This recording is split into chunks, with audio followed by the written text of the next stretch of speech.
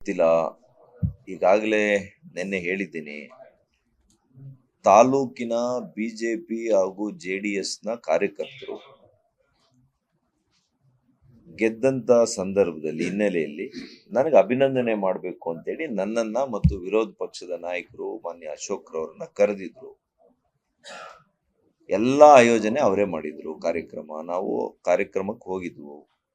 ಕಾರ್ಯಕ್ರಮಕ್ಕೆ ಹೋಗಿ ನಾವು ಸಭೆ ಮುಗಿಸ್ಕೊಂಡು ಮಾತನಾಡಿಕೊಂಡು ಹೊರಗಡೆ ಬಂದಿದ್ವಿ. ಅದಾದ ನಂತರ ನಡೆದಂತ ಘಟನೆ ನಾನು ಮಾಧ್ಯಮದಲ್ಲಿ ನೋಡಿ ತಿಳ್ಕೊಂಡಿದ್ದೀನಿ. ಅದು ಆಯೋಜಿಸಿರೋರು ಮಾಡಿದ್ದಾರಾ ಅಥವಾ ಅಲ್ಲಿ ಬಂದಿರತಕ್ಕಂಥವರು ಸೇವನೆ ಮಾಡಿದ್ದಾರಾ ನನಗೆ ಮಾಹಿತಿ ಇಲ್ಲ. ಆದರೆ ಯಾರಾದರೂ ನಮ್ಮ ಕಾರ್ಯಕರ್ತರು, ದಳದ ಕಾರ್ಯಕರ್ತರು ಯಾರಾದರೂ ಮಾಡಿದ್ರು ಕೂಡ ಆ ಯೋಜನೆ ಮಾಡಿದ್ರೆ ಅದು ತಪ್ಪಾಗ್ತದೆ.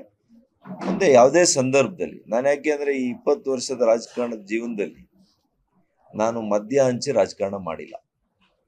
ಚುನಾವಣೆಯಲ್ಲೂ ಮಾಡಿಲ್ಲ, ಕಾರ್ಯಕ್ರಮದಲ್ಲೂ ಮಾಡಿಲ್ಲ. 20 ವರ್ಷಗಳ ನನ್ನ ಇತಿಹಾಸ ನೀವು ತಗೊಂಡ್ರೆ ನಿಮ್ಗೆ ಗೊತ್ತಾಗ್ತದೆ. ಹಾಗಾಗಿ ಈ ಒಂದು ಪ್ರಕರಣಕ್ಕೂ ನನಗೂ ಸಂಬಂಧ ಇಲ್ಲ. ನನಗೂ ನೋವಾಗಿದೆ. ಯಾವುದೇ ಕಾರಣಕ್ಕೂ ಇನ್ನು ಮುಂದೆ ಯಾವುದೇ ಕಾರ್ಯಕ್ರಮ ಇರಲಿ, ಚುನಾವಣಾ ಪ್ರಚಾರ ಇರಲಿ, ಸಭೆಗಳಿರಲಿ,